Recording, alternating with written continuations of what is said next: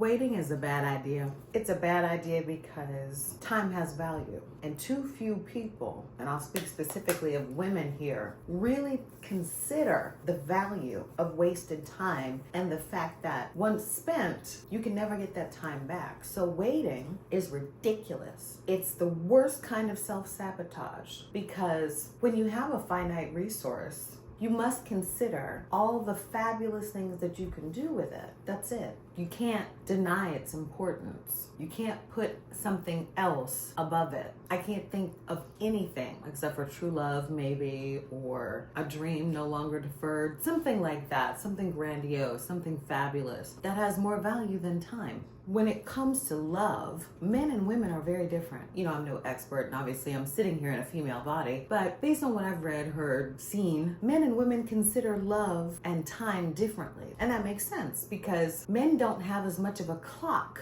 attached to their existence. Women, you know, you're only fertile for so long. Your prime female reproductive years, they go by like that. Your body's ability to bounce back after birth, all that good stuff. And another way that men and women consider time differently is when it comes to relationships. And it's not just the time. Men and women are different in how they view relationships, period. I think women can more easily align themselves with a man who's not technically their ideal. Maybe he's not the one, but she can still build a great life with him. She can still love him and care for him and build a home and a family and not look outside for anything more. Whereas men will keep a woman in that spot, maybe build a house, maybe build a family, some facsimile thereof, with a woman who he actually does not really want. She's essentially a placeholder. And then when the real woman, the woman that he wanted all along, his type, shows up, he will leave the first woman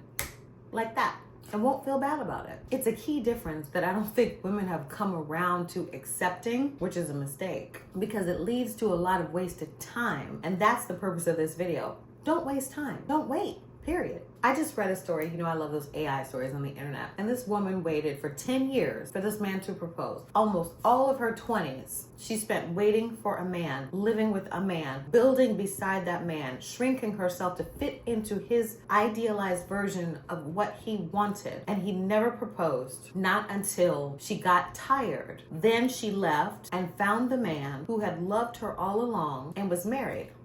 Just like that, within weeks. Yes, it's a fictional story, but things like that happen because men, once they have their ideal, and the man she married, to him, she was his ideal. So when she came back on the market, there was no hesitation, there was no waiting, there was no, it's not the right time or this or that. None of that. He snatched her up just like that. That's how you know. A man doesn't need time. He doesn't need to wait. He doesn't need to ensure conditions are optimal. He doesn't need to wait for stability. He doesn't need any of that because he'll make it happen with you by his side if you're the right one.